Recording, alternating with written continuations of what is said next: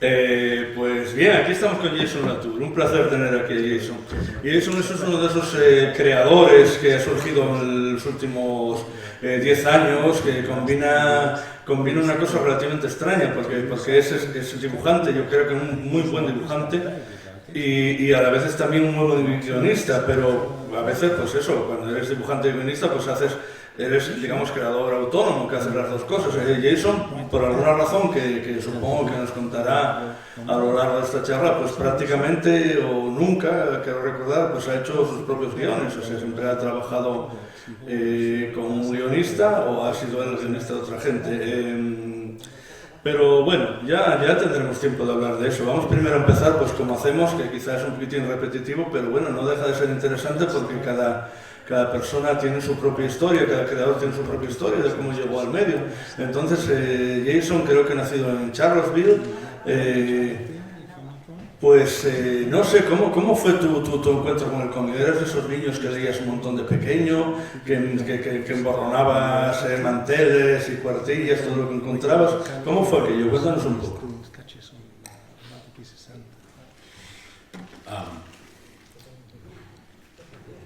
When I was a kid, my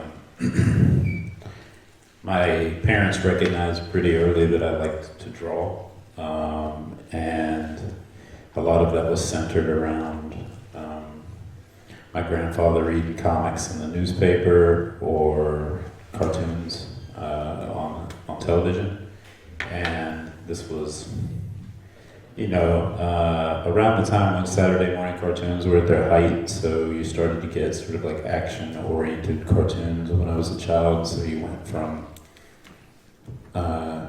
it bridges the era of like classic Looney Tunes, when they were repackaging and re-showing a lot of classic cartoons on Saturday mornings, but they were also showing things like G.I. Joe and Transformers and Spider-Man, an Incredible Hulk TV show. So I would sit in front of the television and I would kind of draw my own stories. And my dad was never a particularly big geek of any sort, but for some reason he had a small box of comics that at the time I thought were his when he was a boy, but when I look at the dates on them, it would have had to have been when he was a young adult. And a lot of that stuff was genres of all types.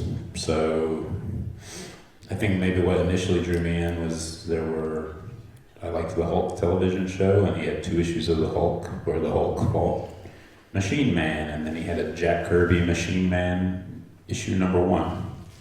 And he had a bunch of horror comics in the back of the box that just scared the shit out of me. And for, if he gave me that box when I was 4, I probably didn't look at the horror stuff until I was a teenager. It just sat back there like a creepy old man in the back of the theater or something. But very early on, there were war comics and or superhero comics and horror stuff and a wide range of things. So very early on, between that and television and my grandfather reading the Sunday Funnies, which are comic strips, it just early on inspired me to tell and draw my own stories. And since I was from a small city, television seemed impossible. Television or movies seemed impossible, but a pencil and a piece of paper, I could tell my own stories that way. I'll let you. I'll pause.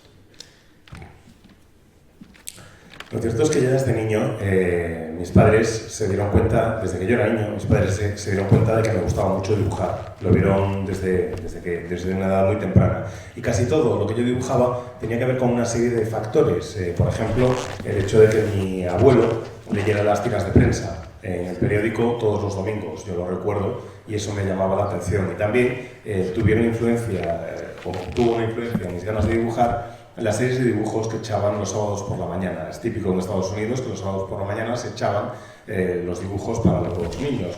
Y justo cuando yo los veía, cuando yo empecé a ver la tele, hubo una especie de transición. Se pasó de los clásicos Looney Tunes a hacer que seguían emitiendo y seguían reemitiendo con frecuencia, pues incluir también otro tipo de dibujos animados, de series de acción. Recuerdo ver de niño pues G.I. Joe, los Transformers, los dibujos de Spider-Man y la serie de televisión de imagen real de La Masa, de Hulk.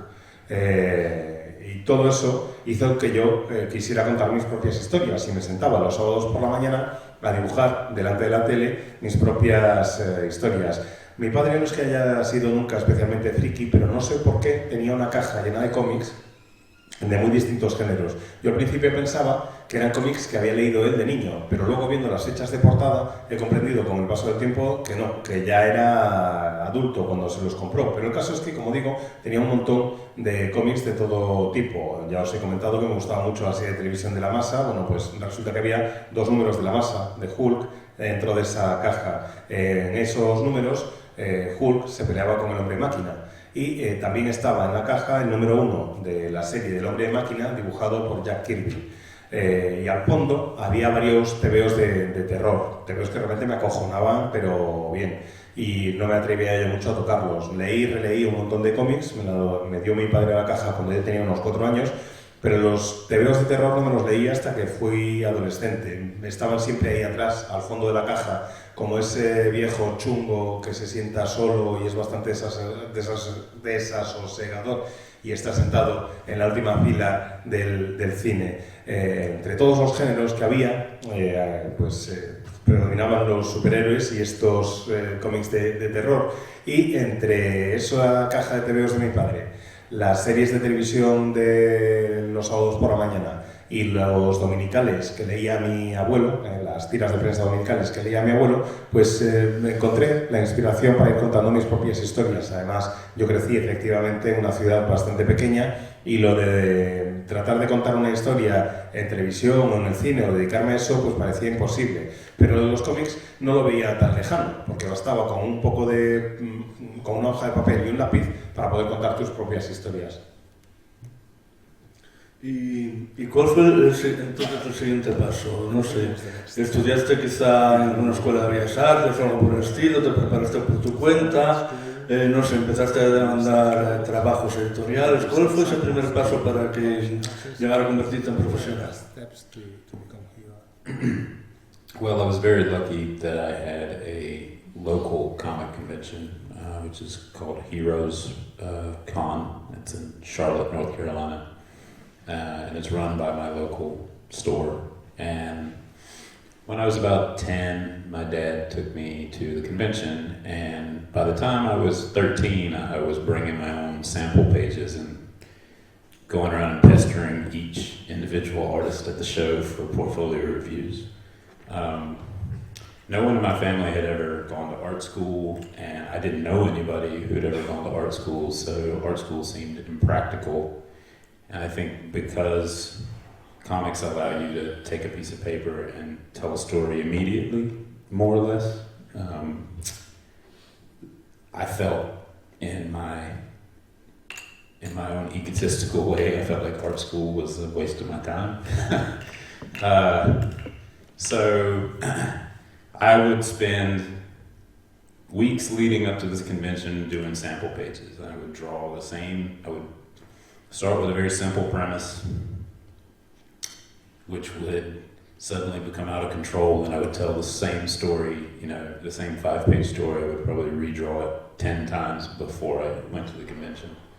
So by the time I'm going to the convention to show my work around, I'm on the 5th draft of a story that I've written and drawn. So I've basically drawn a whole comic book. And I would go around, and once a year I would get 3 days of advice, and then I would go home and reverse engineer what I'd learned that year. So I did that 3 days a year for a decade, more or less. And this answer is going to start to get long.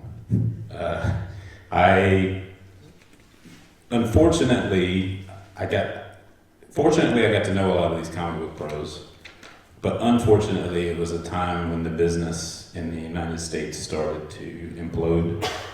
And a lot of these guys who were a good 10 or 15 years older than me were starting to become jaded because work was becoming very hard to find. And they had sort of missed out on the Image Comics revolution, where a bunch of creators got rich. So it started to look like it was possibly a dead-end job. And a lot of the advice that I would get from older guys would be, just quit, like find something else to do. Go into animation, go into film, anything that is, you know, storytelling that's not comics. And it really soured my opinion on what was possible at the time. But it ended up being sort of a silver lining because I decided to teach myself things that didn't have a direct relation to comics. So I invested sort of heavily in trying to learn how to actually write scripts. And I did a comic strip for the newspaper in college and then on the web for several years. And so I spent a lot of time sort of in the wilderness working without very much money and without very much hope of getting published, in part because I got bad advice, but also I started to become very snobby about my opportunities. I started to think, if these opportunities are going to be very limited, then I need to make the most of the ones that I get. I didn't want to just take a job. I wanted to, in my naivete, I felt like I needed to make art with an A, with a capital A. And so my 20s were pretty much me making art in isolation. I'll let you. This is a lot. Por suerte, en la ciudad donde nací y crecí, hay una convención, un salón, unas jornadas que se llama la Heroes Con de Charlottesville y la lleva el dueño de la librería local de cómics. Cuando cumplí 10 años, mi padre me empezó a llevar al salón y a partir de los 13 empecé a dar el coñazo a todos los dibujantes que pasaban por allí, enseñándoles mis muestras y pidiéndoles consejo con respecto a las páginas que había ido dibujando. Lo de estudiar Bellas Artes no lo había hecho nunca nadie en mi familia, no lo había hecho nunca nadie que nosotros conociéramos, así que no era ni siquiera una opción, una posibilidad. Y yo pensaba, de todos modos, que para hacer cómics lo único que necesitas es una hoja y un lápiz y te puedes poner a contar directamente tus historias. Así que, de una manera quizás un tanto arrogante o egocéntrica, pensaba que lo de estudiar Bellas Artes era una absoluta pérdida de tiempo.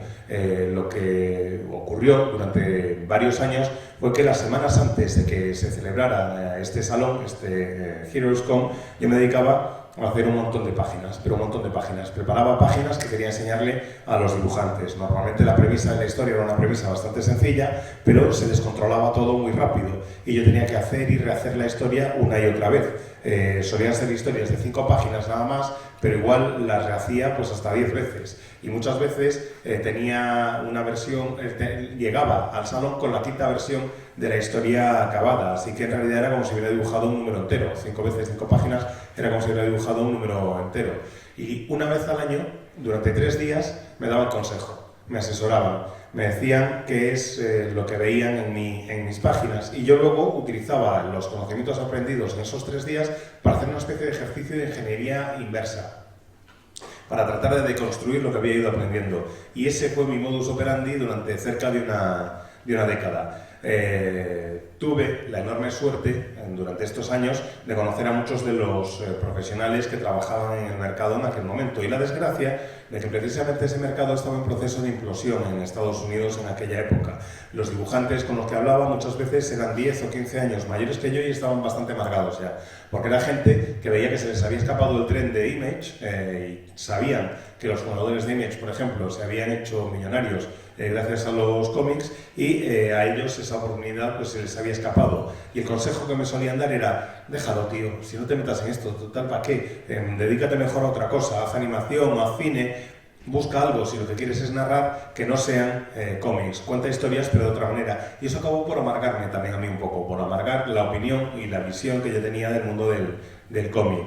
El caso es que eso también tuvo un lado positivo, también tuvo un elemento positivo, y es que decidí aprender de manera autodidacta a toda una serie de cuestiones que no tienen nada que ver con el mundo de la historieta. Aprendí a hacer guiones de manera más profesional, luego lo he aplicado para hacer guiones de cómics, por ejemplo. Fui guionista durante un tiempo de una serie de tiras en el periódico universitario, estuve publicando por mi cuenta en internet. Era como si estuviera en mitad de la nada, en mitad de la naturaleza, yo solo, sin pasta, sin esperanzas de encontrar trabajo, pero seguía tratando de crear historias de alguna manera, y todo fue por culpa de una serie de malos consejos que me habían ido dando. Yo me mostraba además un tanto snob con respecto a las oportunidades de que podía llegar a gozar.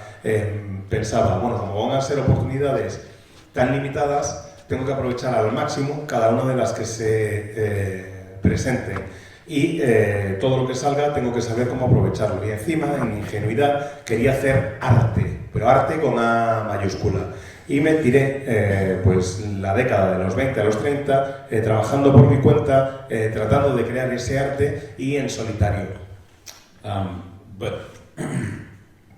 So that leads me to 10 years of sort of self-sabotage. 10 years of not allowing myself to take opportunities that might float my way, and to sort of build this idea in my head that I had to do it my way or the highway. And out of desperation and need to see something different in the world, I moved to New York City, and I lived in New York City for a year and a half. And up until that point, my art had been very shape-driven and cartoonish. Was not really informed by the reality outside of my mind. Prior to that point, I would absorb reality as a way to tell a story, but not as a way to recreate a story visually. So I spent a year and a half in New York, broke, and riding the subway for fun. I would get on the subway with a sketchbook and sort of awkwardly draw the people on the train. And I would just draw people in parks and bars and trains, and all my free time was sort of devoted to reading and drawing and sorting out my thoughts about what I wanted to do with my art and what I wanted to do with life, because I'd started out doing these humor strips and comic superhero things that were a lot like what I grew up reading, and I wanted to infuse that with not only a sense of reality, but also the ability to, I needed my drawing ability to reach a place where no genre was off limits, and sometimes styles can prohibit you from, an adherence to one form can prohibit you from actually telling the story appropriately. So I spent a lot of time trying to get to the place where I could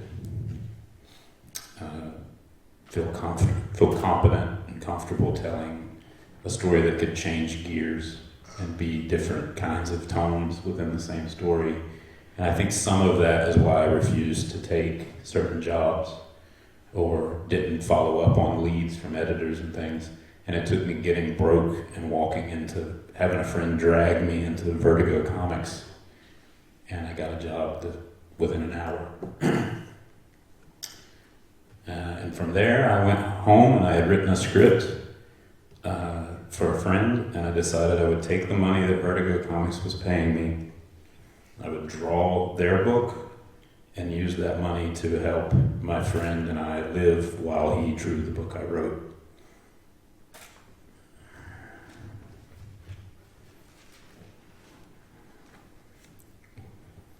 El caso es que todo esto me llevó a tirarme una década autosaboteándome. No me permitía aprovechar ninguna de las oportunidades que me salían al paso. Mi filosofía era muy sencilla: o lo hacía a mi manera o carretera. La desesperación que llegué a sentir me hizo mudarme a Nueva York y estuve viviendo allí durante un año y medio. Quería dibujar de la manera más artística posible, y el problema que tenía es que mi dibujo no se basaba en la realidad que existía más allá de mi cabeza. Y me explico, sí absorbía elementos que había alrededor para contar la historia, y eso lo tenía interiorizado, pero no era capaz de aprender de la realidad para recrearla en la página, para ser capaz de hacer cosas que tuvieran vida propia. Durante 1 año y medio me quedé sin pasta, estaba totalmente arruinado, y para divertirme no se me ocurría nada mejor que subirme al metro y ponerme a dibujar a la peña que había en los vagones. Y dibujaba gente en todos lados, en los vagones del metro, en bares, en parques, por todas partes. Me dedicaba a hacer eso, a leer y a dibujar, tratando de plantearme qué es lo que quería hacer con mi estilo, cómo quería llegar a dibujar, qué idea era la que tenía para recrear la vida que me rodeaba. Trataba de hacer en esa época, sobre todo, cómics que eran humorísticos y de superhéroes, semejantes a los que yo leía cuando era niño. Y no sabía muy bien cómo darle esa sensación de realidad. Era una cosa que me preocupaba mucho, que fuera algo verosímil, que recreara la realidad que me rodeaba y que al mismo tiempo no se adscribiera a ningún género. Quería encontrar una forma de narrar que no estuviera limitada por ningún tipo de concepción de género. Y lo que ocurre a veces es que el estilo que vas desarrollando puede llegar a bloquearte, puede llegar a impedirte contar todo tipo de historias. Quería llegar a alcanzar un grado de competencia en mi dibujo lo suficientemente elevado como para sentirme seguro a la hora de empezar a contar una historia y permitirme luego que esa historia cambiara de marcha, que cambiara de género, que pudiera ser de un tipo en un principio y de una manera distinta, de un tono distinto en el siguiente. En parte eso hizo que siguiera mi camino y que no hiciera ni caso incluso a los consejos de algunos editores, y me llevó, como os digo, a estar realmente sin blanca, a tener, pero vamos, es que ni un duro en el bolsillo, hasta que llegó el punto en que un amigo me dijo, mira, basta ya, me agarró y me llevó a rastras a la oficina de Vértigo, y allí, después de 1 hora de reunión, ya salí con curro bajo el brazo. En 1 hora conseguí que me contrataran y que me encargaran un proyecto en Vértigo. Así que cuando llegué a casa decidí que lo que iba a hacer era escribir un guión para un amigo mío, tenía una historia en la cabeza y yo iba a escribir el guión, y que con el dinero que me pagaban mientras estaba dibujando la historia que me habían encargado en Vértigo, iba a desarrollar el guión para que mi amigo lo dibujara y así viviríamos los dos y sobreviviríamos los dos. Yo dibujando el guión ajeno para Vértigo y él dibujando mi guión. No sé exactamente si ese proyecto que dices era Noche Roja. Was that pregnant? No, es en español, Noche Roja. Sí. Porque yo lo primero que recuerdo haber visto tuyo es aquel Daredevil de Black and White, con un guión de uno de mis favoritos, Peter Milligan y algún Lobezno por ahí. Pero bueno, ya que estamos empezando con esto, podemos hablar de este proyecto de Noche Roja, que se titulaba en el original así, en español. Que era de aquella especie de subsello de Vértigo, que no recuerdo si se llamaba Vértigo Crime o Vértigo Novel, que era una especie de novelas, además en formato pequeño, en formato casi novela, en blanco y negro, con un montón de páginas, y que creo que tardaste bastante tiempo, no sé si tú en dibujarlo o bastante tiempo en publicarla. Aquel proyecto de Vértigo yo creo que dio muy buenos frutos y fue una pena que se fuese un poquitín al garete, como se ven todas estas cosas. Pero cuéntanos cómo fue tu implicación ahí. Además tenía una ambientación, de hecho estáis viendo páginas ahora, como a caballo entre México y Estados Unidos, no sé.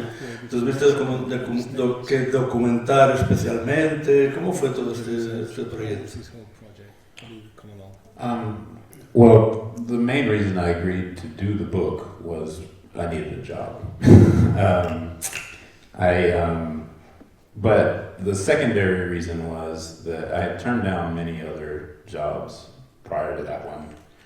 And I had done an image comic a few years prior that did not do well and kind of fell apart on both me and the writer. And I needed a job to convince me that I could finish a book. So with that in mind, I think looking back, I have a hard time looking at Noche Roja because I don't really think it's very good on my part. I can't comment on the rest of it because it's one piece. But it did teach me how to finish something big. And it also is a very primitive version of synthesizing my styles. I think like up to that point, I had had an absurdist streak in my work that overwhelmed my work.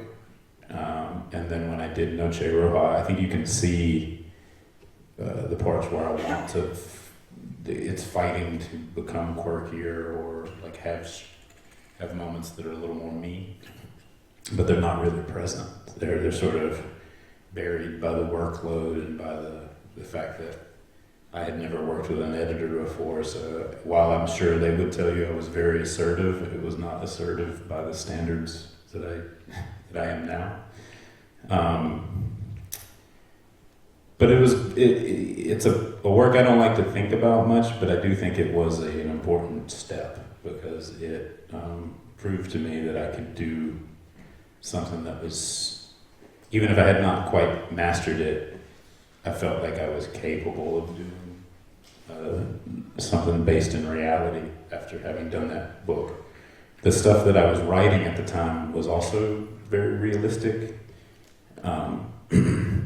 So I had often felt divided and sort of at war with myself. I was like, I can write crime fiction, but I can't draw it. And so doing Noche Roja did take a lot of time because I had to figure out how to evolve from being a guy who drew more like an animator and be a person who incorporated those techniques into doing something realistic.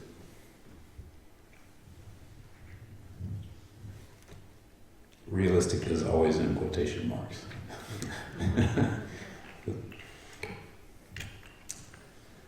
Bueno, pues el motivo principal que me llevó a aceptar esta propuesta, este proyecto en concreto, es porque necesitaba la pasta, necesitaba curro, sinceramente. Y el motivo secundario es que ya había ido rechazando proyectos durante un montón de tiempo y necesitaba quitar una espinita que tenía clavada. Unos años antes había presentado un proyecto en Imex que no llegó a salir adelante y que me hizo dudar de mi capacidad de hacer un cómic, y necesitaba un proyecto en el que poder demostrarme que sí podía ser un profesional, y Noche Roja es ese proyecto. Hoy en día me cuesta analizar Noche Roja, me cuesta echar la vista atrás y verlo porque no me convence demasiado, pero sí es un proyecto importante para mí porque me enseñó a acabar algo grande, me enseñó a acabar algo por mi cuenta, y además me permitió acabar con una versión primitiva de mi estilo, me permitió sintetizar mi estilo en cierta forma. Hasta aquel momento mi estilo tenía una vena absurda, muy fuerte, que yo tenía que tratar de domar y controlar en todo momento.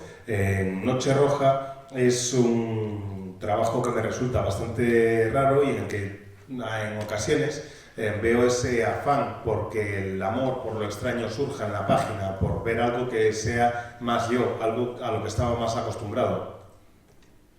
Y lo que ocurre es que la carga de trabajo era tan brutal que era incapaz de dejar que esa vena se descontrolara. Tenía tantas cosas que hacer que tenía esa vena enterrada bajo una pila de trabajo, por así decirlo, si queréis. Además era la primera vez que trabajaba con un editor, y seguramente si le preguntáis al editor os dirá que yo era un tipo muy asertivo en aquel momento. Bueno, pues no era ni de lejos lo asertivo que soy ahora. Pero fue importante porque, aunque no me guste mucho pensar en ese proyecto, supuso un paso muy definitorio en mi carrera. Me demostró que era capaz de hacer algo basado en la realidad, que era capaz de acabar un proyecto con ese tono de realidad del que os hablaba antes. Y también me permitió acabar con una especie de conflicto interior que tenía en mí mismo. Me veía como capacitado para escribir una obra de género negro, pero no tanto para dibujarla, y con Noche Roja descubrí que sí podía hacerlo. Me sirvió para desarrollarme como dibujante, para pasar de ser el dibujante que era un dibujante mucho más caricaturesco, mucho más con elementos de animación, y transformarme en un dibujante más realista, más capaz de recrear la realidad, como os decía. Y por cierto, cada vez que me digáis decir la palabra realista es entre comillas. In terms of research, it was a lot of internet, and I went to Mexico once, just for a day or so. And then in terms of being fruitful, ultimately how I feel about it doesn't matter. It was fruitful because it showed comics as an industry what I could do rather than my talent just being confined to a sketchbook or a pinup or a drawing. It was an actual book, which I think is an important thing that a lot of young people don't realize, that if you want to work in this business, you have to give proof of what you want to do. So I would often find myself being asked to do jobs as an artist, and I would say, yes, but I write. And they would be like, where's your books? You know, or I'd say, I want to tell stories, and they would say, well, I only see, you know, a handful of pages here. So it really provided evidence that I was at least serious about going forward. Too serious.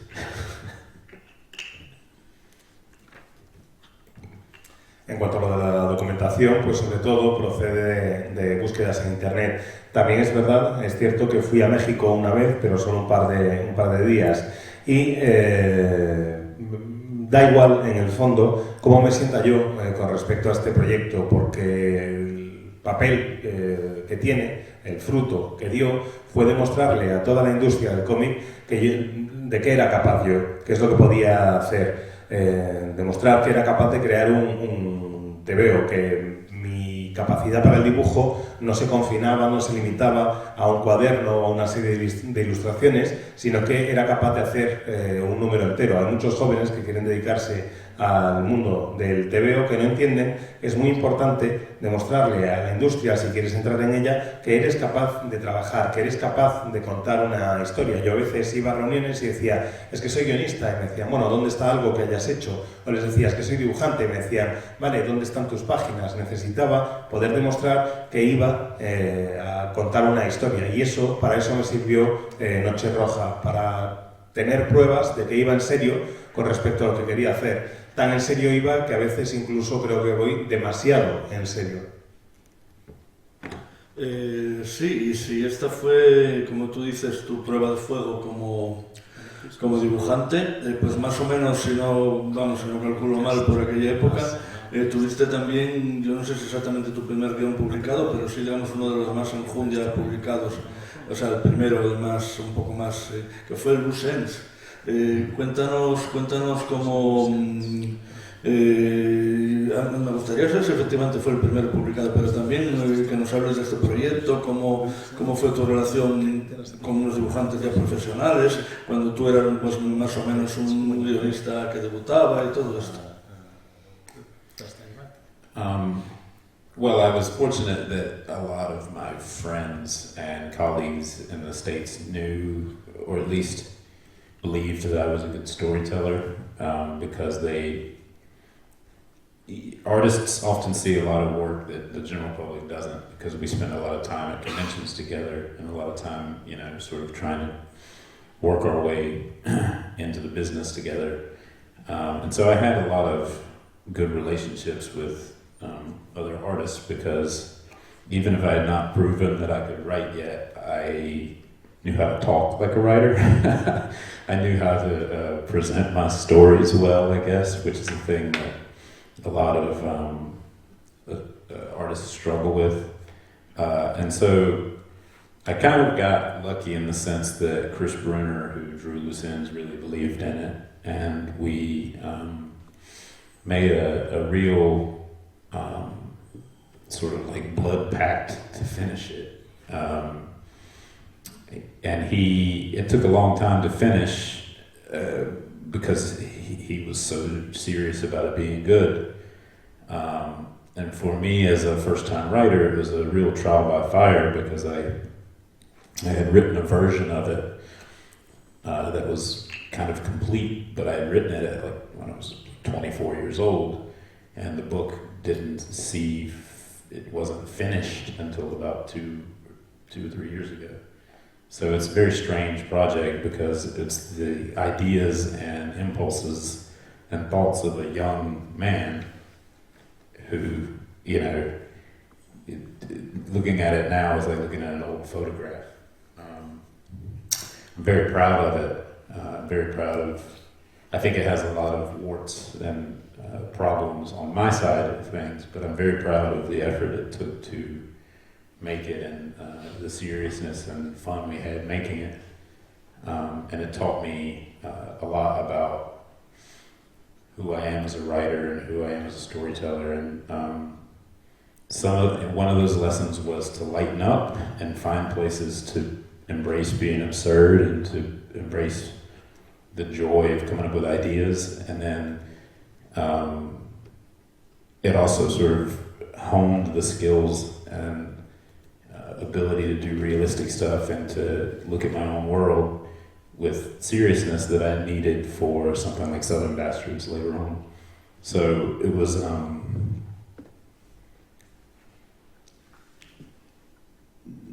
is it my best work? No, I don't think it's my best work. Is it one of my favorite things? Yes.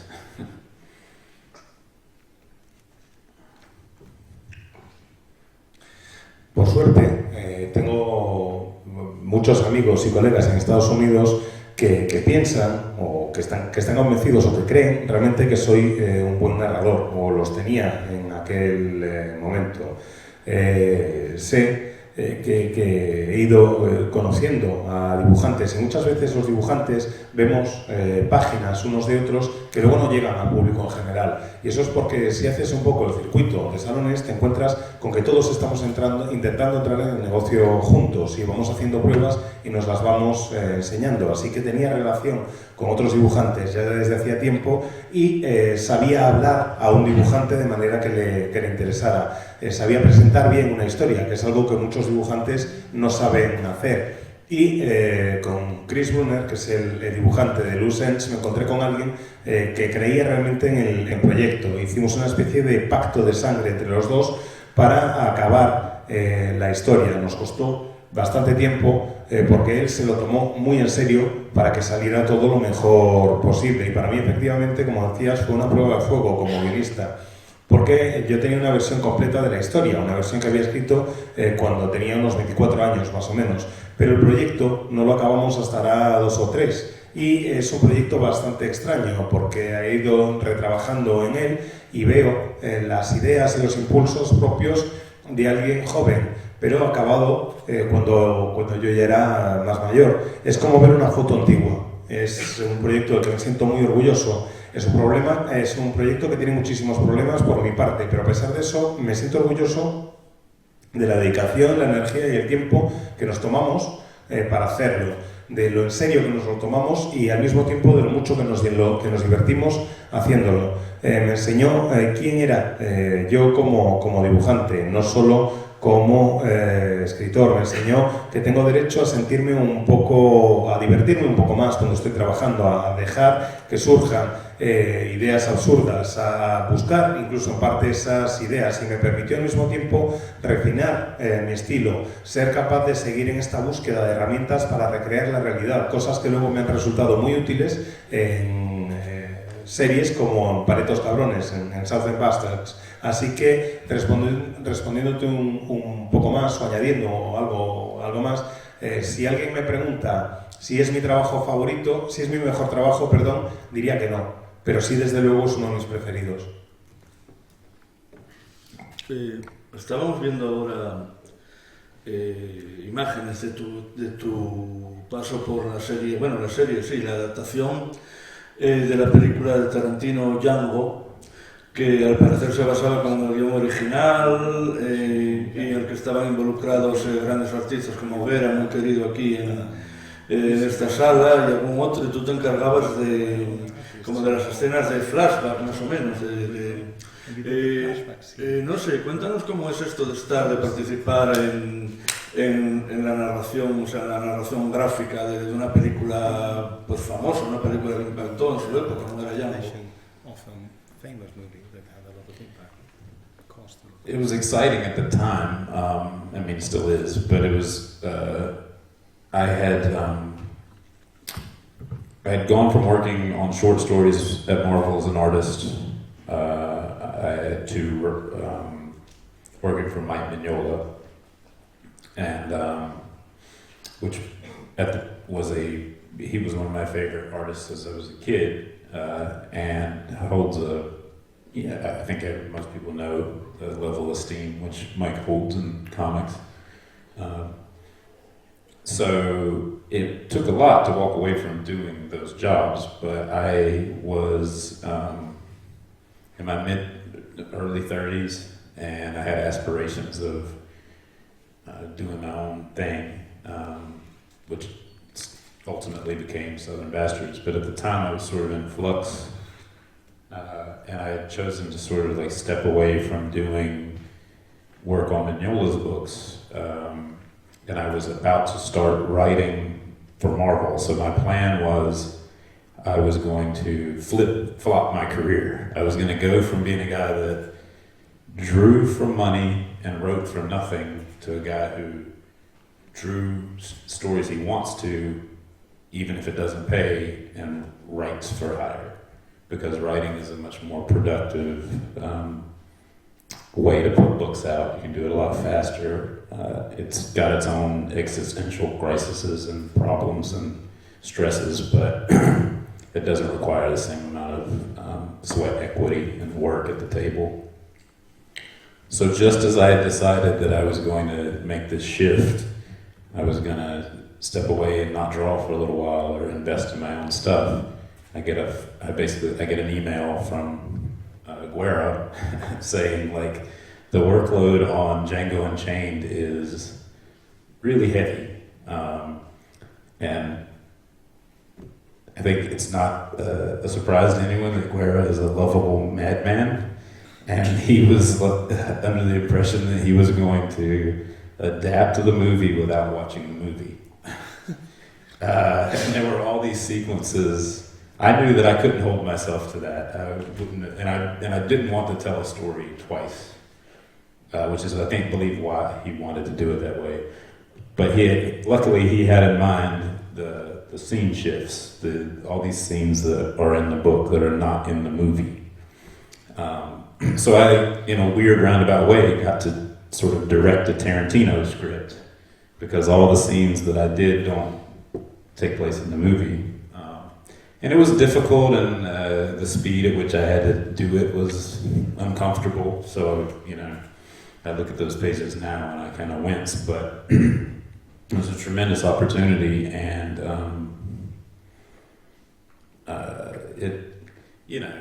I had grown up with a lot of adaptation work in the periphery of my reading, Walt Simonson doing Alien, or it just seemed like a thing that every cartoonist I liked did. Mike Mignola did Dracula, so at some point it felt like, well, I guess if you're checking off your bucket list, this is a pretty great movie adaptation to have worked on, to say that you got to work with Quentin Tarantino.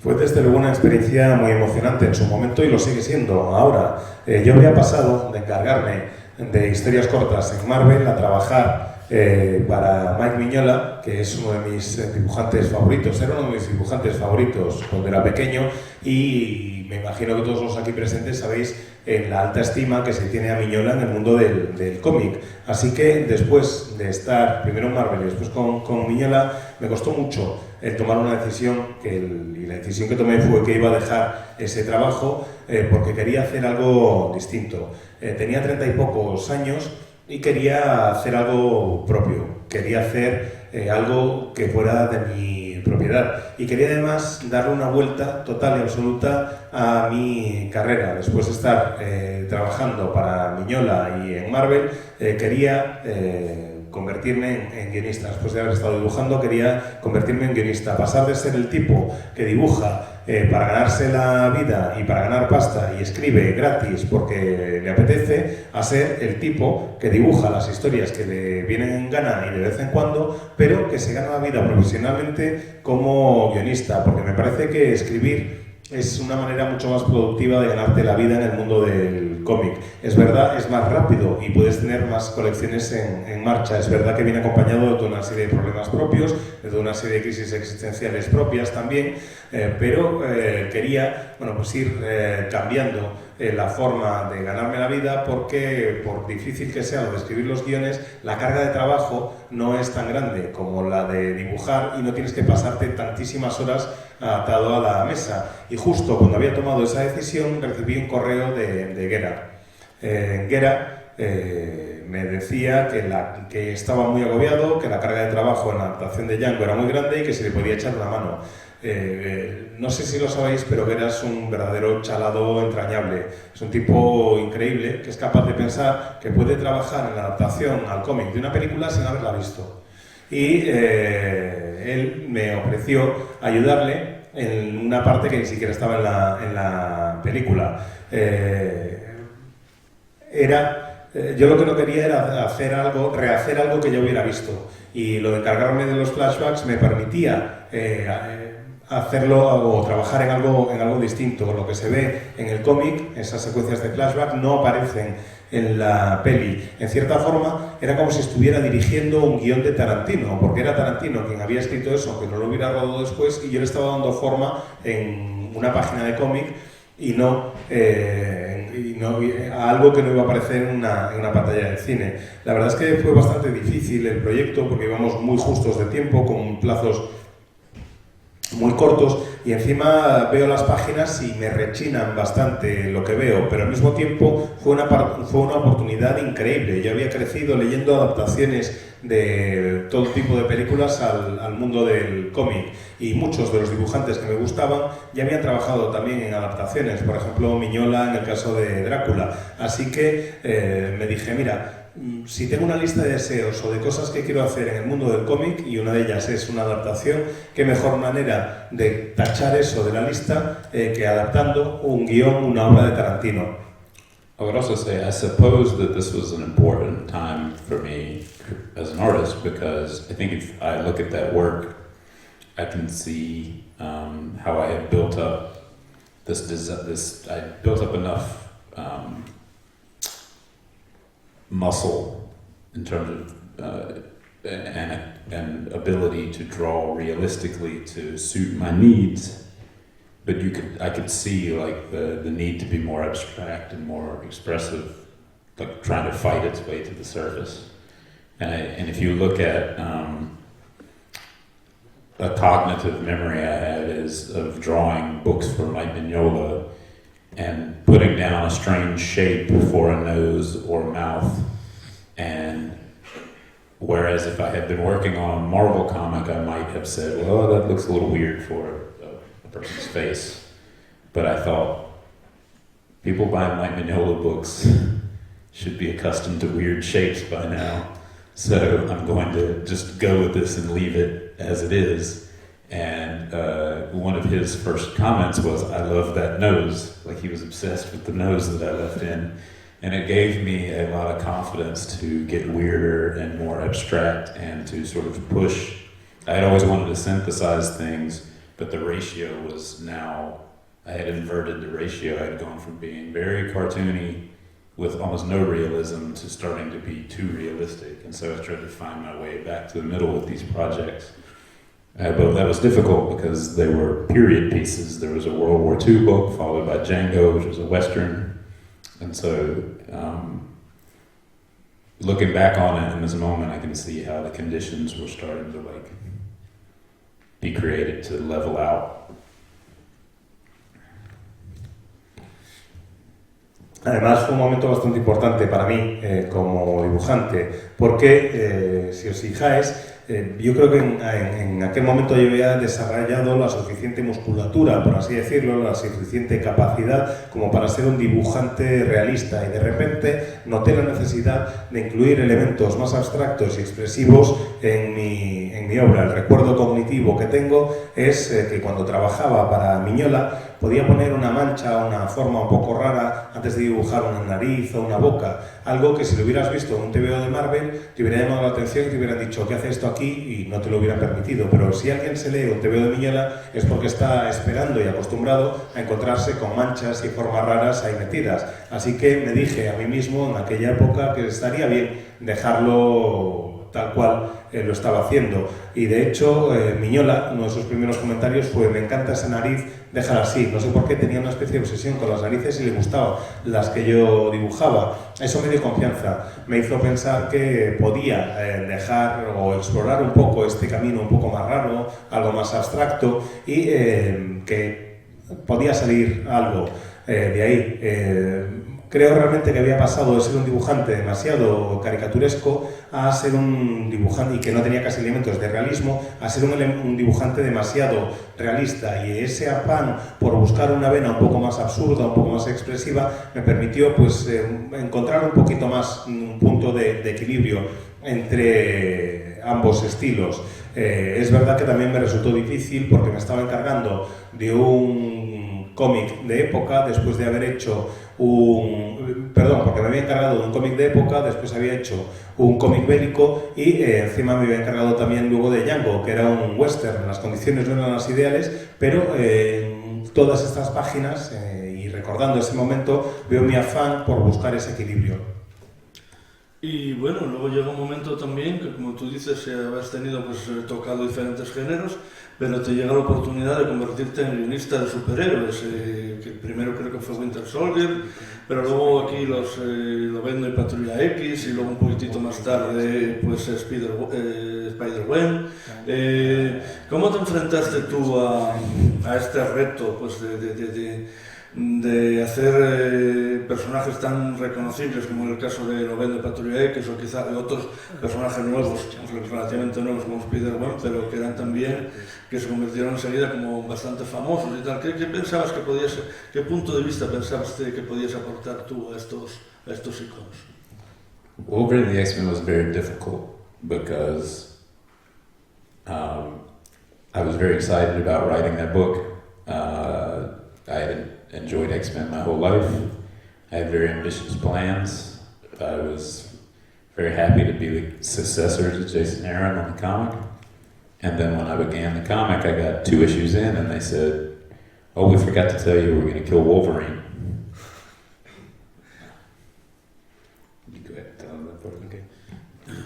La verdad es que el proyecto de Lobezno y los X-Men fue bastante difícil para mí. A mí me han encantado la Patrulla X, los mutantes y los X-Men toda mi vida. Encima iba a ser el sucesor de Jason Aaron a los guiones de la serie. Y estaba yo tan feliz, me las prometía, tan felices, y de repente me dicen, cuando llevaba un par de números escritos: "Oye, por cierto, que se nos había olvidado comentártelo, pero que vamos a matar a Lobezno." So I had the challenge of having a book that suddenly all my plans were, I had a couple of years worth of plans that I had to tell in a very short space. So it was very challenging and not a lot of fun. And it almost ended my career at Marvel. I ended up leaving the book before the last issue. But fortunately, the Spider-Man office came calling and said, "We have a one-shot where you can do pretty much anything you want." And I was very frustrated with superhero comics as I had experienced them. I had not felt like I was I love them very much, and I didn't feel like I was getting to do anything unique or anything that I would have these big ambitious plans and be very excited, and then I would sort of run into brick walls over and over again. And so I just sort of made a pact with Robbie and Rico, who were doing this one shot with me, that we would do this one comic our way, or in the way that we felt was appropriate to that story, even if it was the last Marvel comic we ever did. And then that became Spider-Gwen. That book was really an effort to just organically tell a story we wanted to tell, and we never expected that it would be well received, or by even 1/10 of what happened to it.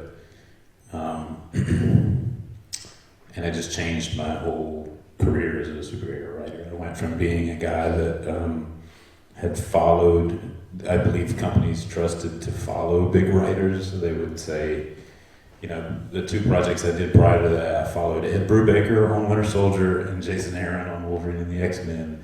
And it was, you know, and I had followed working with Quentin Tarantino and Mike Mignola, and it was, I was always the guy that you had enough trust in to take over the big thing, but I had not been given an opportunity to create my own,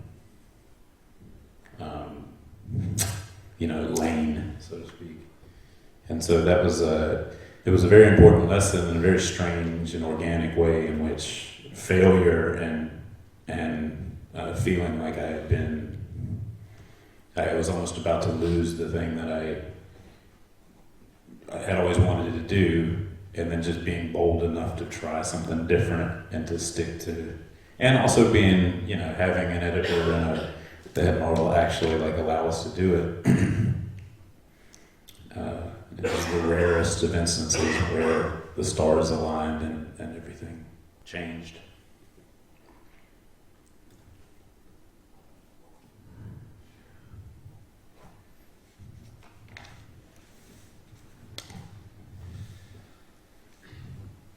Lo cierto es que recuerdo el reto que me supuso el tener que condensar todo lo que había planeado, los 2 años de historia que tenía en mente, en unos pocos números.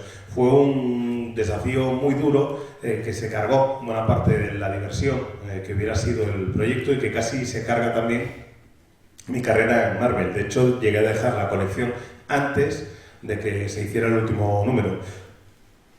Por suerte, justo cuando dejé la colección y demás, me llamaron de la oficina arácnida, de la oficina de Spider-Man, me dijeron, mira, tenemos un número suelto, un número único, que te queremos ofrecer para que lo hagas tú y tienes casi libertad total para hacer lo que te venga en gana. Yo estaba bastante frustrado con mi labor como guionista de superhéroes hasta el momento. Lo que yo había experimentado no era lo que quería hacer ni lo que quería vivir.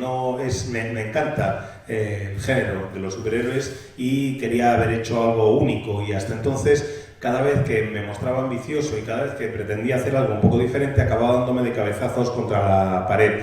Así que cuando me acepté el proyecto, le dije a Robbie y a Rico que si íbamos a hacer ese TVO juntos, lo íbamos a hacer a nuestra manera. Que aunque fuera un solo número, aunque fuera el último número que hiciéramos en la vida trabajando para Marvel, lo haríamos a nuestro modo. Y así es como nació Spider-Man. Lo hicimos de una manera llena de confianza y yo diría que incluso orgánica. Contamos la historia que queríamos contar de la manera que queríamos contarla además, y no nos esperábamos ni de lejos que tuviera la acogida que tuvo. Es que no nos esperábamos ni una 10ª parte de la acogida que ha tenido el proyecto. Supuso un verdadero cambio en mi carrera como guionista de superhéroes. Pasé de ser el tipo que lo hace bien, que es un buen guionista y al que le puedes confiar la colección cuando el gran nombre se va, porque había seguido, por ejemplo, a Ed Brubaker en Soldado de Invierno o a Jason Aaron en la de Lobezno. Había sido también el que se había encargado de trabajar con Tarantino y con Mignola. Pasé de ser eso, el tío de confianza al que le puedes dar una serie sin problema, pero que nunca ha tenido su gran oportunidad de crear algo propio, a ser alguien que sí por fin tenía un carril propio, una oportunidad para contar sus historias. Y fue una lección muy importante para mí entender que el proceso se tiene que generar de una manera orgánica, que había estado a punto de perder lo que más quería, lo que más me gustaba, y que gracias a que había podido trabajar como me vino en gana y de la manera que me pareció correcta, había conseguido convertirme en algo distinto. Todo eso también fue por la oportunidad que me brindó el editor que tenía en Marvel en aquel momento. Fue una de esas extrañas situaciones en las que de repente todos los elementos confluyen, todos los astros se alinean y me permitieron darle un vuelco a mi carrera. Sí, antes quería advertir al público, porque si no queda claro, que no todas las imágenes son, digamos, dibujadas por Jason Aaron, porque yo creo que además está bastante claro por el estilo, sino que algunas, como hemos pasado un montón de ellas, son portadas de TVOs que él hizo el guión, como por ejemplo esta de Spider-Man. Pero yo creo que ahora mismo ya es hora de hablar de otro Jason, de Jason Aaron, que además era muy querido aquí, que también ha estado pues aquí mismo en esta mesa sentado pues hace unos pocos años. ¿tuvisteis la oportunidad de trabajar juntos antes de lo que vamos a hablar ahora? En algún número de Lobezno, tú tuviste la oportunidad de dibujar un número de Scalp, uno de esos huecos que dejaba el señor Vera, y luego llega Southern Bastards. Yo creo que tanto Aaron como tú sois gente del sur, sois sureños, y no sé, ¿cómo fue el desarrollo de este proyecto? Un proyecto de creación propia en el que tenéis todos los, digamos, podéis tener aparentemente libertad absoluta para hacer lo que queráis. Entonces, ¿qué es lo que hacéis? ¿Qué significa Southern Bastards? I was very lucky to meet Jason Aaron before his career took off. We were drawn together because at the time, it was a very rare thing to find another person from our region who had a lot of the same tastes. We were both into crime fiction, we were both into superheroes, we both liked football. We were both bald. There was a lot of overlap. So like when we met, we instantly sort of were able to communicate. And as I watched his career grow, there were many times when he would be doing Marvel comics or superhero comics, and I would read the comic and I really loved his crime fiction work and his Scalp stuff, and I would see the potential of his work in some of these work for hire gigs that frustrated me because I would think like, well, the artist didn't really do a great job of interpreting what I believe was written here. And so we just got to know each other, and we would always go in circles about working together. It was something that was always sort of on the to-do list, but I had my own aspirations of writing my own comics and writing and drawing my own stuff, and we went in circles for a few years. And we had sort of always bounced around the idea of doing a book that was about where we were from, taking crime fiction and using it as a vehicle to tell stories about the socio-political and economic, the nuances of those things, and as how they relate to being not just a Southerner, but hopefully being an American, hopefully being a person, I guess. But we didn't have a hook.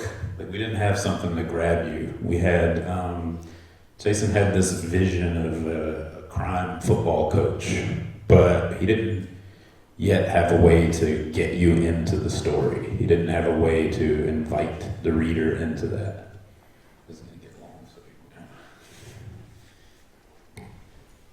Tuve la enorme suerte de conocer a Jason Aaron antes de que despegara del todo su carrera. Además, es que cuando coincidimos descubrimos que teníamos un montón de cosas en común. Era muy raro encontrarte a alguien en el mundo del cómic con el que coincidiera en tantas cosas. A los dos nos encanta el género negro, a los dos nos encantan los superhéroes, los dos venimos de la misma zona de Estados Unidos, a los dos nos encanta el fútbol americano, los dos somos calvos, en fin, había tantos puntos en común, había tantos elementos que se solapaban que nos resultó muy fácil comunicarnos el uno con el otro, y lo hicimos muy rápido.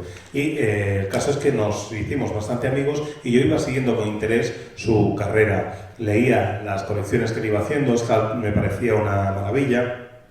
Y le veía también incluso el potencial a muchas de las historias de encargo que iba haciendo Jason. Incluso en ocasiones decía, es que me da la sensación de que el dibujante no ha sabido explotar al máximo el potencial de lo que yo creía que Jason había escrito. Y eso nos hizo, o me hizo, jugar durante años con la idea de hacer algo juntos. Íbamos dando vueltas en círculos en torno a esta idea sin llegar a concretarla nunca, en parte también porque yo aspiraba a escribir mis propios guiones, aspiraba incluso a crear una serie completa de propiedad mía en la que fuera guionista y dibujante, y no acabábamos de encontrar el momento ni el lugar de hacer las cosas. Había, sí, una idea que era de hacer algo de género negro entre los dos y teníamos claro que queríamos hacer una historia en la que poder analizar los matices sociopolíticos y económicos que se habla de la sociedad que nos rodea, algo que se relacionara no solo con los estados del sur de Estados Unidos, sino también con lo que implica ser norteamericano en general, no solo del sur, e incluso con lo que implica ser persona en el mundo. Pero no teníamos el gancho con el que atraeros a vosotros, con el que atraer a los lectores. Jason tenía una imagen muy potente que le gustaba mucho, que era la de este entrenador de fútbol americano, que además era una figura de género negro, pero no teníamos la manera de arrastrar al lector, de meterlo dentro de la historia. So we had three problems. We had one, we did not have an entry point for the reader.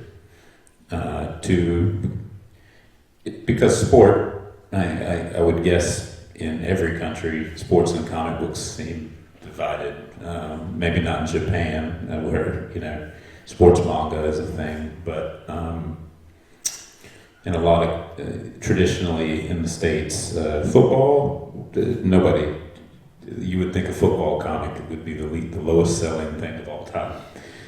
So we had this problem where we want the main villain to be a football coach, which is reflective of where we're from, and can comment on a lot of things like social opiates and zealotry and all kinds of stuff in a new, what we believe to be a kind of a nuanced way, but we didn't have a way to get the reader into their world.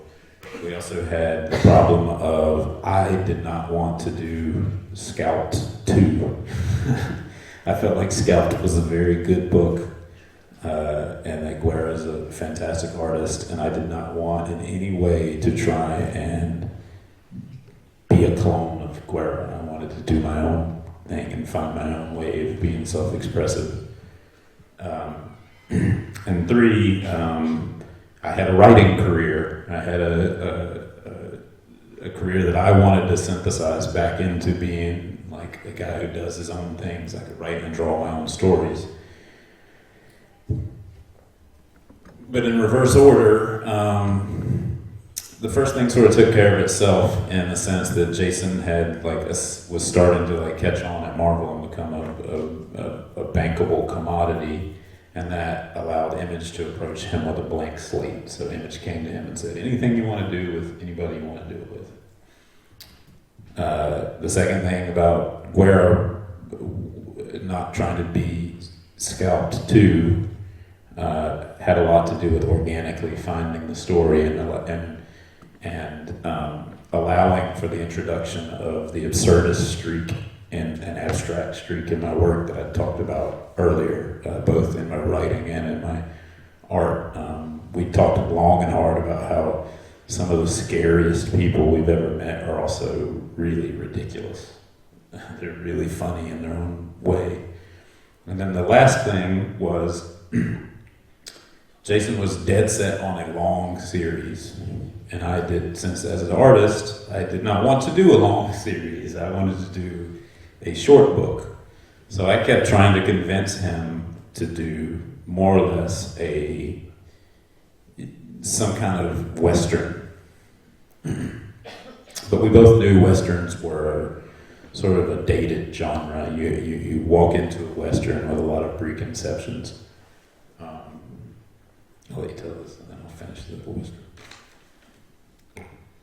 Tenemos tres grandes problemas. En primer lugar, no hay país en el mundo, lo de cómo atraer a los lectores, porque es que no hay país en el mundo en el que cómics y deportes sean una unión natural, no hay algo que funcione, o sea, no piensas de inmediato en un cómic de deportes en ningún país del mundo, ni va a funcionar. Quizás únicamente en Japón, donde sí hay mangas de deportes, pero tradicionalmente en Estados Unidos tú piensas en hacer un cómic sobre fútbol americano y las expectativas son que sea el cómic peor vendido de la historia. No había manera de meter eso, y a nosotros eso sí nos interesaba mucho. Queríamos hablar del fútbol, queríamos meter americano, queríamos meter un montón de cuestiones a través del fútbol americano y del hecho de que el malo de la historia fuera el entrenador de un equipo. Queríamos hablar del opio del pueblo, queríamos hablar de toda una serie de cuestiones que nos parecían realmente interesantes, y necesitábamos encontrar una forma de poder meter al lector en ese mundo. El segundo problema que teníamos es que yo no quería que la serie fuera una especie de Scalp 2.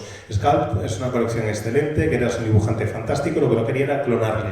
Quería encontrar mi propia forma de contar la historia. Y en tercer lugar, yo ya tenía una carrera como guionista que estaba tratando de desarrollar, quería hacer asimismo proyectos de creación propia en los que yo fuera el autor completo y me faltaba, o tenía dudas con respecto a si meterme en aquello o no. Los tres problemas se fueron resolviendo un poco por su cuenta. Jason se convirtió en un producto de lujo, por así decirlo, en un guionista estrella de Marvel, y eso hizo que cuando Image se puso en contacto con él, lo hiciera con un cheque en blanco y le dijo: mira, aquí tienes, puedes hacer lo que quieras, con quien quieras y como tú quieras. Así que ahí se resolvió el primero de los problemas. En segundo lugar, el segundo problema, lo de Scalp, se resolvió de una manera orgánica, porque teníamos que encontrar la forma de contar la historia, y lo hicimos entre los dos, dialogando mucho y de una manera orgánica. Como digo, traté de introducir esta vena absurda y abstracta que había ido apareciendo en mi dibujo, y hablábamos mucho, Jason y yo, y una de las cosas de las que hablamos más fue como algunas de la gente más aterradora que hemos conocido en nuestra vida también son alguna de la gente más ridícula, gente que resulta a su manera hasta divertida y todo. Y Jason quería que fuera una serie larga, y yo no quería en absoluto que asociarme como dibujante a una serie que fuera muy larga. Tenía más o menos un concepto claro. Queríamos hacer una serie y barajamos la posibilidad de que fuera algo del oeste, pero los dos sabíamos que lo del oeste era un género que está muy marcado por un periodo temporal concreto. So to shorten this, we talked long and hard about subverting expectations and the fact that we needed a hero to help you enter the story. And so we talked about Westerns a lot, and I told him that I had a story for where you would follow a man into town, and he would, be seeking some sort of righteous revenge and seem very capable, and only to have that rug pulled out from under him. And we talked a lot about how we didn't see a lot of representation of older people in crime stories, and that Hollywood would always try and make a person super attractive, and all these things started to bleed together. So from the beginning, we were synthesizing our ideas. And so we got to a place where we ultimately found a way to do both those things, to use both of our ideas to create a story. And so I was very lucky from the start that Jason asked me in as a full collaborator, because his status as a writer, he really didn't have to do that. So we communicate quite frequently about the story. We talk things through quite a bit. There's issues that I script by myself that I still feel like he's present in the process. To use the analogy of the book, I always say that it feels more or less like he's the coach and I'm the star player.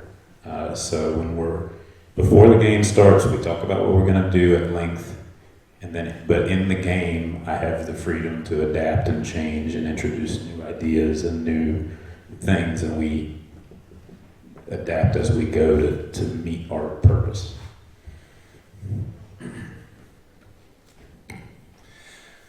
El caso es que queríamos invertir un poco las expectativas también con un protagonista. Yo tengo una idea, por ejemplo, que estaba vinculada con este concepto del western, y es que me gustaría, jugaba con el concepto de tener a un forastero que vuelve a su ciudad natal, que busca la venganza, que parece en un principio que es muy capaz de lograr esa venganza, y que luego se encuentre con que no es así, con que le pegan un batacazo de los gordos. Además, también comentábamos mucho cómo en Hollywood no se ven muchos ancianos. Como siempre en Hollywood y en las historias en las que estamos acostumbrados, los protagonistas son súper atractivos y no es alguien decrépito que esté en mala situación. Fuimos fusionando todas estas ideas y sintetizándolas en una sola. Queríamos fusionar ambas cosas, ambos conceptos que teníamos todos, y tuve la enorme suerte de que Jason contó conmigo desde el principio como un colaborador a tiempo completo. Él no tenía por qué haberlo hecho porque era un guionista de muchísimo éxito y no tenía por qué haber cedido los derechos con nadie, pero sí pudimos hablar muchísimo entre los dos y pudimos tratar de hacer las cosas entre los dos juntos. Hay muchas cuestiones del guión que en realidad son mías, estoy muy presente en el proceso, y hay parte del guión que he escrito yo solo, pero teniendo a Jason como una presencia que me acompañaba, como si estuviera ahí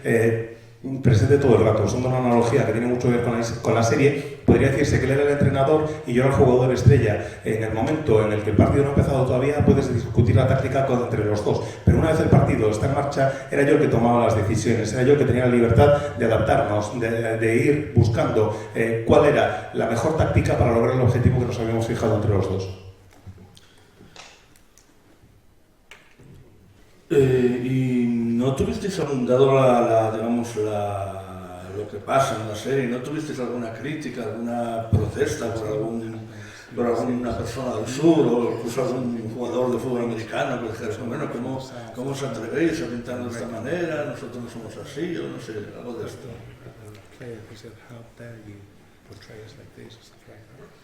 I always say that anyone who would have a problem with it can't read, so it's not a problem.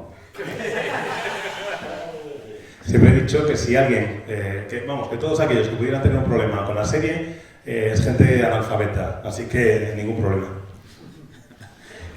But the honest to God truth is that there are some people that have problems with it, and I still live in the South, unlike Jason, who was a coward. The other Jason, who was a coward and moved. So there are times when it crosses my mind that maybe it's going to offend someone, but it's hard to argue with someone when they have the ability to point to their own experiences and say, I've been through this. That's, this is it's a fictionalized work. It's a heightened work. It's not necessarily reality. It's a confluence of events. It's a allegory in a lot of ways,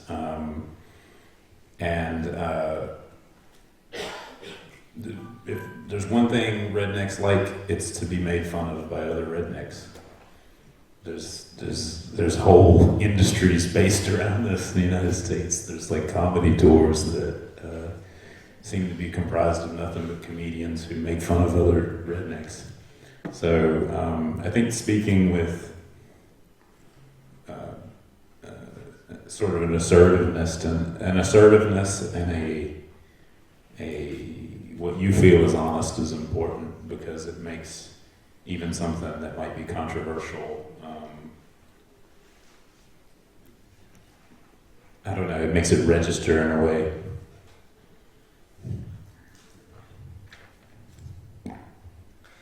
Sinceramente, sí que puede que haya algún problema, sí que hay gente que se molestó, mejor dicho, con lo que estábamos contando. Y yo todavía vivo en el sur de Estados Unidos, no como el otro cobarde de Jason Aaron, que se mudó y ya no vive en el sur, el tío. A veces sí que pienso, debería tener un poquito de cuidado porque puede que haya alguien que esté cabreado por ahí y al que se le vaya un poco la cabeza. Pero en fin, es difícil discutir con alguien, es difícil llevarle a alguien la contraria cuando te dice, no, mira, perdona, es que de lo que estoy hablando es algo que he vivido en primera persona, es algo que he experimentado yo mismo, yo he vivido lo que estoy contando. Además, es una obra de ficción en la que utilizas parte de tus vivencias para generar una alegoría y para hablar de lo que realmente te interesa. Y hay otra peculiaridad más, y es que a los rednecks, a los paletos, no hay nada que les guste más que otro paleto se ría de ellos, pero tiene que ser otro paleto. Hay toda una industria de rednecks, riéndose de rednecks, giras de cómicos por el sur de Estados Unidos, en el que, pues eso, cómicos del sur recorren el sur riéndose de otros paletos. Y yo creo que lo que fue importante es que teníamos que hablar con asertividad, que hablar con seriedad, saber que estábamos tratando un tema importante y que no se trataba de ser polémicos, sino de abordar las cuestiones que nos parecían realmente relevantes. I also think because we're from these places, it comes through that we are wrestling with making some sort of sense or peace with people who we may love or be related to, or similar to in ways that we don't like to admit, but still can dislike them. And that we're trying to find some way of organizing things that we've had no articulation for in the past, and like making the story both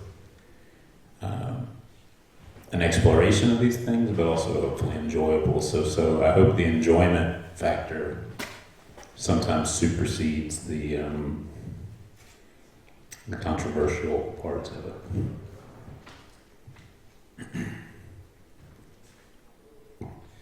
Y además creo que trasluce en la obra pues que hay una especie de conflicto interno. Estamos ambos buscando una manera de darle sentido a vivencias, lograr hacer las paces con gente a la que le tenemos aprecio, gente a la que nos parecemos más de lo que nos gustaría admitir en algunas cosas y a la que al mismo tiempo, o con lo que al mismo tiempo no queremos tener esa relación tan estrecha. A lo mejor amigos, gente a la que tenemos cariño, parientes, en fin, estamos tratando de articular nuestras vivencias, de articular cosas que en el pasado no habíamos sabido articular ninguna de los dos, y además hacerlo mientras vamos explorando la historia. Esperamos que la historia no se base únicamente en esta exploración que estoy mencionando, en este conflicto, en hacer estas paces que estoy mencionando, sino que también sea divertida, que podamos contar algo que nos gusta, algo que no sea simplemente por la pura polémica, sino contar una historia que resulte interesante al lector y que explore todas estas cuestiones. Y no sé, lo último que hemos visto tuyo, que hemos sabido, era que estás en DC haciendo alguna cosa por ahí. Cuéntanos este cambio, o sea, ¿cómo ha surgido esto? I've become a free agent, so I still work at Marvel some, but I had never worked at DC, and they just happened to offer a job that I thought was interesting. We'd gone around in circles a few times in the past. We'd sort of flirted, but never really gone on a date. So this Lex Luthor comic was sort of right place, right time. I had not...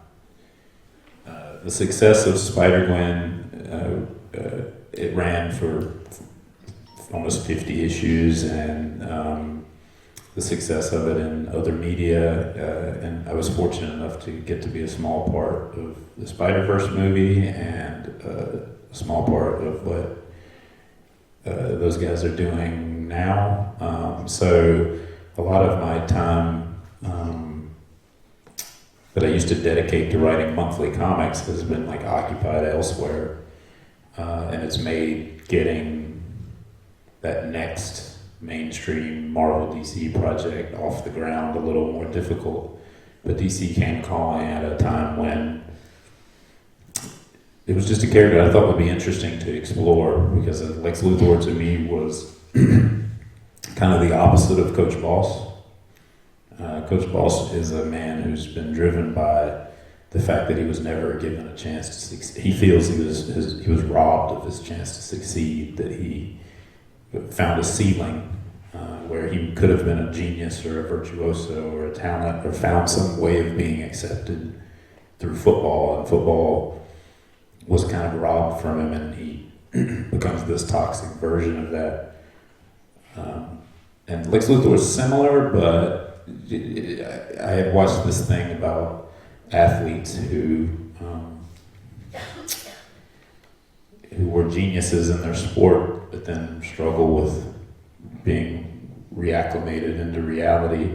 And I just thought, that's an interesting character, a guy who's reached the mountaintop and is still looking for what's the next mountaintop, and it has to be something impossible. So with Lex Luthor, it was like, Superman's impossible. He's the thing I probably can never beat. So I become fixated with the one barrier to my greatness. And it was just right place, right time. And it was a very fun project. It's one of the better Marvel or DC comics I think I've written, and I hope everybody enjoys it. Brian Hitch was drawing it, and that was a very surreal thing to have them offer, because he was a superstar when I was in my formative years.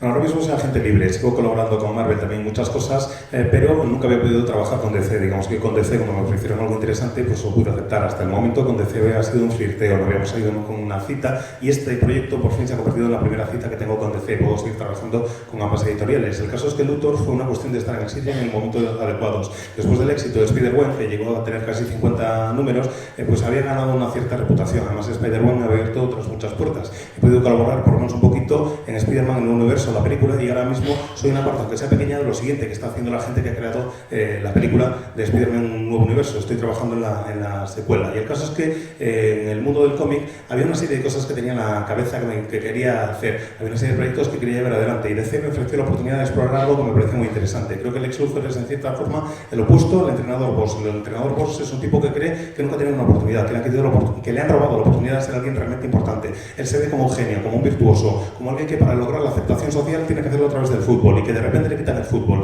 que es la única oportunidad que le permite ser alguien realmente importante y se convierte en una especie de versión tóxica de sí mismo. En lugar de aprovechar todo su potencial, se convierte en una versión tóxica, en alguien negativo. Bueno, pues Luthor es relativamente semejante en ese sentido. Me surgió la idea después de un documental sobre genios del deporte que luego tiene mucha dificultad a la hora de adaptarse de nuevo a la sociedad. Son gente que está acostumbrada a rendir al más alto nivel, que está acostumbrada a enfrentarse a los mayores retos y que, claro, cuando tienen que volver a la realidad dicen, ¿y ahora qué? ¿Cuál es el siguiente reto? ¿Cuál es la siguiente montaña imposible que tengo que tratar de escalar? Bueno, pues Luthor siempre tiene una montaña imposible que tratar de escalar, que es Superman. Al Superman no consigue nunca derrotarle y se convierte en una obsesión. Se convierte en toda la barrera que él cree que existe al acceso pleno a la grandeza total que debería tener. El caso es que esa fue la idea que les presenté en el momento adecuado, en el lugar adecuado, y fue una experiencia realmente increíble. Fue muy interesante poder hacerlo y encima tuve la enorme suerte que el dibujante fuera Brian Hitch y es una experiencia realmente surrealista porque era una enorme estrella, una superestrella en el momento en que yo entré en este negocio.